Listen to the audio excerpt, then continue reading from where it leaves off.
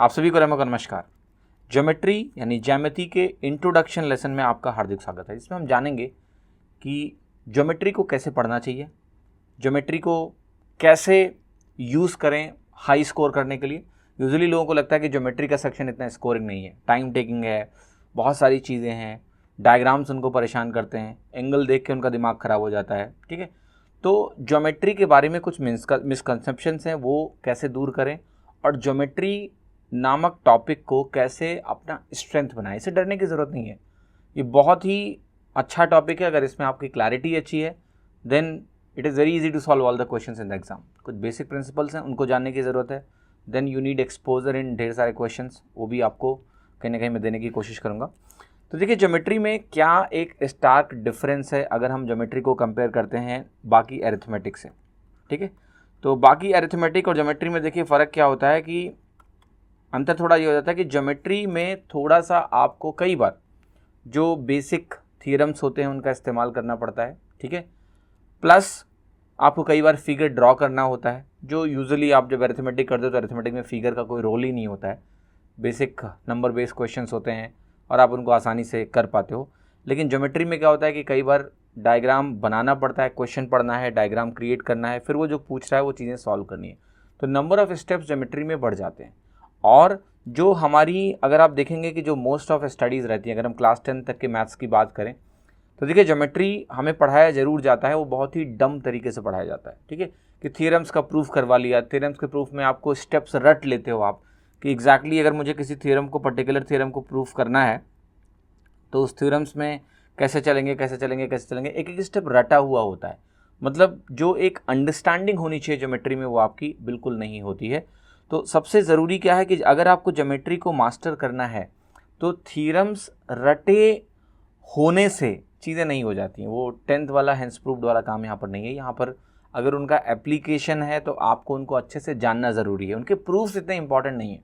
ठीक है, तो बट उन थ्योरम्स को जानना उनको, because they will be the base in many questions, कि उनको हम डायरेक्टली यूज़ करेंगे, उन थ्योरम्स को हम डायरेक्टली यूज़ करेंगे और डायरेक्टली हम लोग अप्लाई करके आंसर्स निकालेंगे। तो वो कई थ्योरम्स हैं जो इंपॉर्टेंट है। बट अब इन थ्योरम्स में हमको कितने थ्योरम जानने हैं वो मैं आपको इस कोर्स में बताऊंगा। आपको अनलिमिटेड थ्योरम्स नहीं पढ़ने हैं।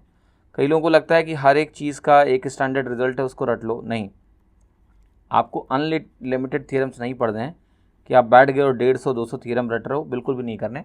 जो भी एब्सोल्युटली नेसेसरी हैं वो सारे थ्योरम्स मैं आपको आने वाले चैप्टर्स में और लेसन्स में करा दूंगा, ताकि आपको कहीं भी भागने की ज़रूरत नहीं है कि इस बुक से ये थ्योरम पढ़ना है, वहाँ से वो पढ़ना है। ठीक है, इंपॉर्टेंट क्या है कि बेसिक थ्योरम्स की नॉलेज हो और साथ ही साथ जो बहुत सारे क्वेश्चंस हो उनके एप्लीकेशंस देखे जाएं। ठीक है, तो देखिए ज्योमेट्री का जो इंट्रोडक्शन लेसन है मैं आपको यही बताने की कोशिश कर रहा हूँ कि मैं आपको ज्योमेट्री कैसे पढ़ाने वाला हूँ, क्या मेरा तरीका होगा, what will be the way I will be teaching you. देखिए सबसे पहले वही है कि जो बेसिक्स हैं ज्योमेट्री के उनको जानना कहीं ना कहीं, है ना, कि क्वाड्रिलेटरल क्या होता है, ट्राइंगल क्या होता है, ट्राइंगल की बेसिक प्रॉपर्टीज़ क्या होती हैं, क्वाड्रिलेटरल की बेसिक प्रॉपर्टी क्या होती है, डिफरेंट टाइप के क्वाड्रिलेटरल्स होते हैं तो क्या होते हैं, क्या इसमें बेसिक डिफरेंस होता है। ठीक है, क्वाड्रिलेटरल का मतलब चतुर्भुज। ठीक है, फिर हम लोग ट्राइंगल कर लेंगे, फिर हम सर्कल से मूव करेंगे। ट्राइंगल्स में बहुत सारी चीज़ें होती हैं, डिफरेंट डिफरेंट सेंटर्स होते हैं। ठीक है, इन सेंटर होता है, अंताकेन, सर्कम सेंटर होता है, then you have orthocentre होता है। तो वो कैसे बनते हैं, उसके कुछ स्टैंडर्ड रिजल्ट होते हैं तो वो क्या होते हैं, ये सारी चीज़ें हमें कहीं ना कहीं एक एक करके देखनी है। तो वो बेसिक्स जो हैं, जो नीडेड हैं क्वेश्चंस को करने के लिए, तो पहले तो वो सारे बेसिक्स आपके कवर किए जाएंगे। ठीक है, और इसी बेसिक में आपका सब कुछ आ जाएगा। जो भी स्टैंडर्ड थ्योरम्स हैं जो इंपॉर्टेंट है वो मैं करवा दूंगा। ये बेसिक थ्योरम होने के बाद क्या होगा, बेसिक्स हो गया एक बार, then you will become ready. Launch pad आपके लिए तैयार हो गया, बेसिक्स रेडी हैं, इन प्लेस हैं, उनको क्विकली रिवाइज करना है, उनको हमेशा अपने फिंगर टिप्स पर रखना है कि वो चीज़ें जहाँ भी इस्तेमाल हो तो वहाँ आप कहीं गलत ना हो जाएं। ठीक है, दे आर इम्पॉर्टेंट। और उसके बाद फिर आपका लॉन्च पैड रेडी है, लॉन्च पैड रेडी है तो फिर करने ढेर सारे सवाल।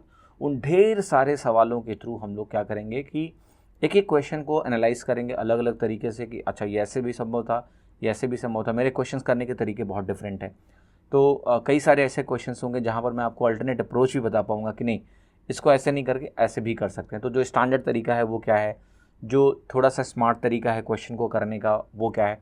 तो कुल मिला के क्या है कि एक तो बेसिक्स से पहले थोड़ा सा लैस हो जाते हैं कि हम लोग बेसिक्स में लैक ना करें कि हमें कुछ आता ही नहीं है, हमें कुछ पता ही नहीं है। ठीक है, तो we need to know little basics. तो वो बेसिक्स मैं आपको पहले अच्छे से करवा दूँ, देन क्वेश्चंस के through we will take enough exposure, इतना एक्सपोजर मैं आपको देने की कोशिश करूँगा। और सबसे इंपॉर्टेंट यही है कि ज्योमेट्री की प्रॉब्लम सॉल्विंग यूजुअली लोग क्या करते हैं, बड़ा ही डेड प्रॉब्लम सॉल्विंग उनका होता है, ठीक है। डेड इन द सेंस की चीज़ें अगर रटी हुई हैं, थ्योरम याद आया तो हुआ, सवाल नहीं याद आया तो नहीं हुआ, ऐसा कुछ नहीं है। मैं आपको कई सारी ऐसी चीज़ें बताऊंगा कि क्वेश्चंस बिल्कुल आपके लिए लिवली होंगे, right. You will love to see geometry questions, आपको मज़ा आएगा, ठीक है। इसका कारण यह है कि ज्योमेट्री में एक एस्पेक्ट हर कोई मिस करता है, मैंने देखा है, वो है विजुअलाइजेशन, ठीक है। जो विजुअलाइजेशन का एस्पेक्ट होता है ज्योमेट्री में मिसिंग होता है, क्योंकि मैंने बोला ना कि कई बार डायग्राम्स आपको बनाने पड़ते हैं, तो वो डायग्राम बना के उस डायग्राम को देखने के बाद आप बहुत कुछ कर सकते हो, ठीक है। मतलब हम कई बार होता है ना कि डायग्राम्स को चेंज कर सकते हैं, जो डायग्राम दिया गया है उस डायग्राम को we can change it, point we can move the points. तो ये सारी चीज़ें जब हम क्वेश्चंस करेंगे तो उसके थ्रू आपको खूब सारा विजुअलाइजेशन भी मिलेगा। और एक जो कॉम्प्रिहेंसिव लर्निंग है, कॉम्प्रिहेंसिव लर्निंग भी दूंगा, और ये भी दिमाग में मुझे रख के चलना है कि आपका दायरा अननेसेसरीली बाउंडलेस ना कर दूं मैं, कि कोई बाउंड ही नहीं है। ऐसा नहीं कि आप सब कुछ पढ़ने लगे, ज्योमेट्री अपने आप में एक बहुत ही अथाह समंदर है, ठीक है। आप कई लोगों ने अपनी पूरी ज़िंदगियां लगा दी हैं ज्योमेट्री में, है ना।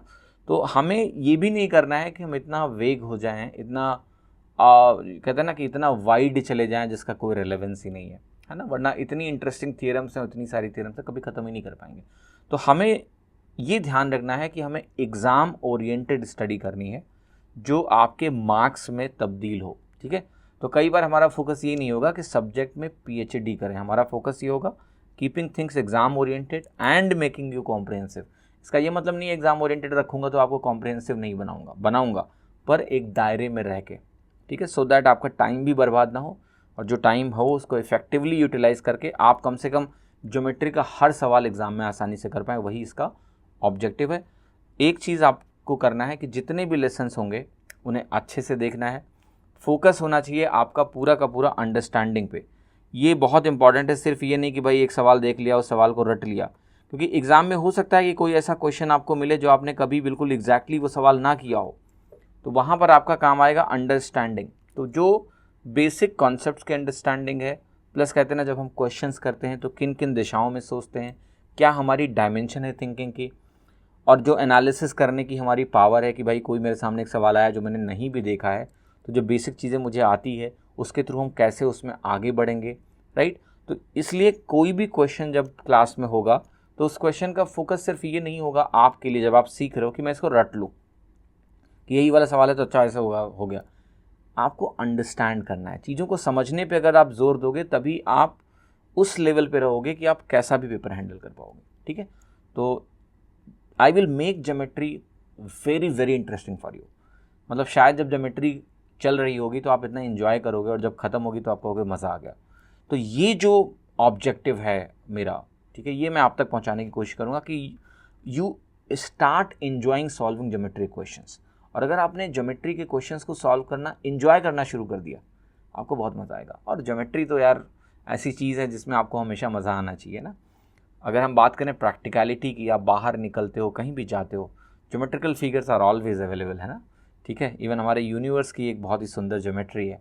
सो ये तो बहुत ही नेचुरल चीज़ है जो कहीं ना कहीं हमें अट्रैक्ट करेगी सीखने के लिए। पर सवाल ये है कि गलत तरीके से पढ़ते हुए आए हो तो मे बी इससे आप डिसइंक्लाइंड हो, तो I will make you fall in love with geometry, that's what my objective will be. तो बस आगे के लेसन देखिए और इन्जॉय करिए। Thank you so much.